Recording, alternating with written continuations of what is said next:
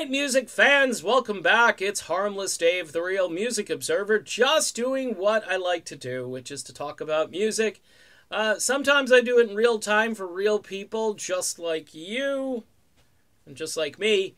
Why are people gravitating toward the new Whitesnake song called Shut Up and Kiss Me? Currently, I think over 600,000 views over on YouTube and climbing rapidly.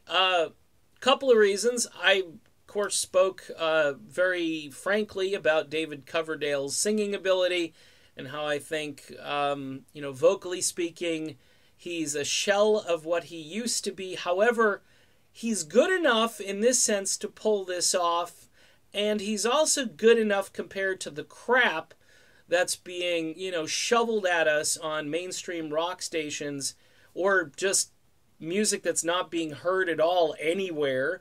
And this would be case in point.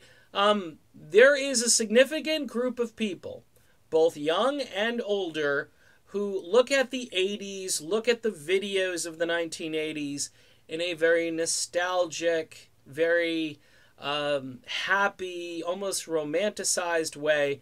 And I think seeing the Jaguar back out there in the video with the girls kind of climbing over it and so forth, folks, this is what people have been wanting since grunge took over. You know what I mean? People didn't just say, hey, all of it. This is what I've been saying for years, and I get a lot of grief for it.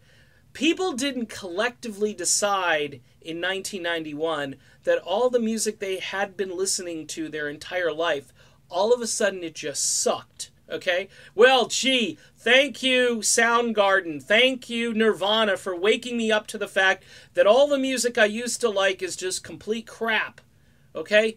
No, that's not what happened. The music industry came in, they had a different plan, which was to change the sound because, number one, it was easier to market, number two, it was cheaper to make.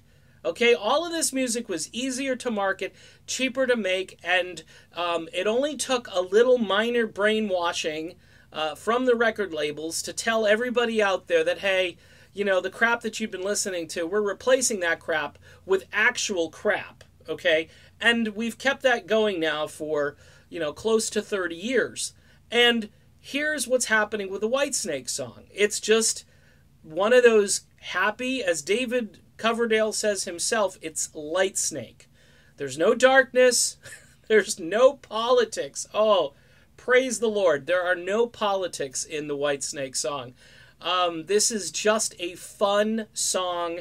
And you know what? This is what rock and roll used to be about. Okay? Yeah, you could have your singer-songwriters and you could have, some music that had substance in the sense that lyrically it was meaningful and so forth.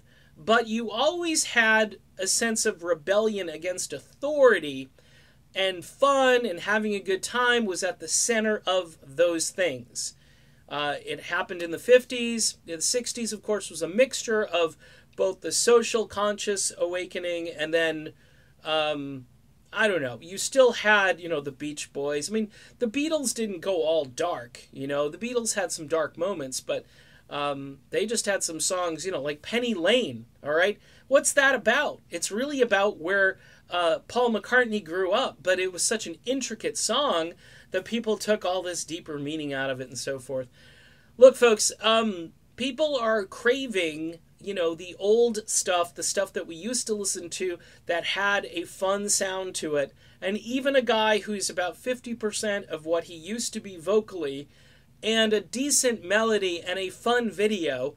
You combine these elements, and of course you had a little build up to this album because it was supposed to come out last year and it was delayed, and here it is now. So there are a bunch of Whitesnake fans out there that really want to hear this record. And then everybody else is kind of climbing aboard the train going, yeah, Coverdale, he's old and he sounds a little different, but hey, I'm going to ride this train because it's better than anything else that's over there. You know what I mean? It's just it's a better product, even though you got the vocals that aren't quite what they used to be.